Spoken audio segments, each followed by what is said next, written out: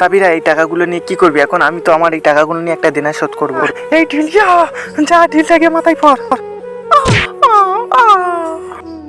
কে ওর মাথায় পাথর মারলো? এই তুমি ওপর থেকে এরকম পাথর ফেলছো কেন? ও তো মরে গেছে, আমি তোমার নামে পুলিশ কেস তুই করবো। বেঁচে থাকলি না তবে তো পুলিশ কেস করবি, তোকে পাথর মারবো।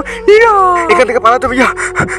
তুই পালিয়ে আর কোথায় যাবি রে? তোর টাকাগুলো সব কেড়ে নিয়ে ভাই, দাঁড়া দাঁড়াতে বলছি, ভালোর জন্য দাঁড়া, নাহলে তোকে ধরতে পারলে মেরে দেবো। হ্যাঁ, ছেলেটা পালিয়ে কোথায় গেল তাকে তো আর দেখা যাচ্ছে না। ও যদি গিয়ে পুলিশ ডেকে আনে এখন কি হবে? আশেপাশে তো কোথাও নেই, যায় তাড়াতাড়ি। বাঁচা গেল। মেয়েটা পাথর মারছিল, দেখি হাসানকে ফোন করি। হ্যালো হ্যালো, আরে সিঙ্গেল ধরছে না, টাওয়ার ধরছে না তো। এখন ভালো ফেসাতে পড়ে গেছি। এই সময় ফোনের টাওয়ার ধরছে না কেন? কে আমাদের বাঁচাবে এখান থেকে? মেয়েটা যদি ধরতে পারে আমাকে মেরে দেবে তো। ফোনটা টাওয়ার নিচ্ছে না, এখন কি করবো?